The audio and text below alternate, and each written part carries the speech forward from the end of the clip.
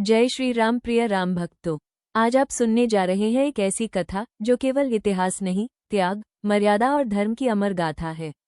आज की यह कथा है उस राम की जिन्होंने राजा होकर भी सबसे पहले कर्तव्य को चुना।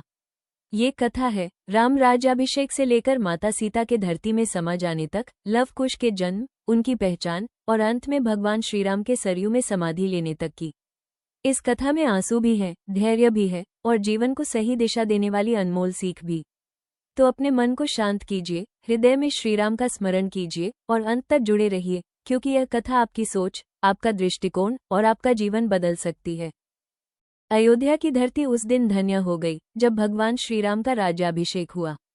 सरयू का पवित्र जल, गुरु वशिष्ठ के मंत्र, माता सीता का सान्निध्य, ये केवल राजा का अभिषेक नहीं था, ये धर्म का राज्यारोहण था। श्रीराम ने सिंहासन पर बैठते ही कहा, मैं राजा नहीं, इस अयोध्या का सेवक हूँ। राम राज्य स्थापित हुआ, ऐसा राज्य जहाँ न कोई दुखी था, न कोई भूखा, न कोई भयभीत। माता सीता राजमहल की शोभा थी। कुछ समय बाद सीता माता गर्भवती हुई। अयोध्या में आनंद था, पर विधि को कुछ और ही स्वीकार था। एक दिन श्रीराम के कानों तक लोकवाणी पहुंची। एक साधारण धोबी ने कहा, राजा तो अपनी पत्नी को लंका से लौटा लाए, पर मैं ऐसा नहीं कर सकता। ये शब्द श्रीराम के हृदय में बाण बनकर चुभ गए। राम जानते थे सीता पुनर्तः पवित्र है, पर राजा का धर्म व्यक्तिगत सुख से ऊपर होता है। रात भर श्रीराम जागते रहे।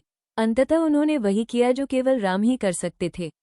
श्रीराम ने लक्ष्मण से कहा, सीता को वन में पहुंचाओ। लक्ष्मण का हृदय फट पड़ा, पर आज्ञा राम की थी।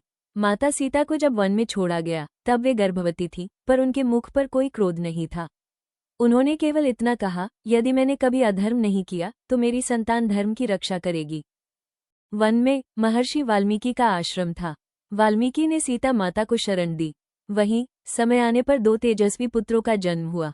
एक का नाम रखा गया लव, दूसरे का नाम कुश। नामकरण स्वयं महर्षि वाल्मीकि ने किया। उन्होंने कहा, ये बालक केवल राजा के पुत्र नहीं, ये धर्म के वाहक होंगे। लव कुश आश्रम में पले। धनुष बाण की शिक्षा, वेदों का ज्ञान और रामकथा का गान। वाल्मीकि ने उन्हें रामायण कंठस्थ करवाई, पर बिना ये बताए कि राम उनके पिता हैं। उधर अयोध्या में श्रीराम ने अश्वमेध यज्ञ का आयोजन किया। यज्ञ का घोड़ा वनों से होता हुआ वाल्मीकि आश्रम पहुंचा। लवकुश ने उसे रोक लिया। जब अयोध्या की सेना आई तो दो बालकों ने पूरी सेना को पराजित कर दिया। अंततः श्रीराम स्वयं आए। लवकुश ने श्रीराम के सामने रामायण का गायन किया। श्रीराम सुनते रहे, आंखों से अश्रु बहते रहे।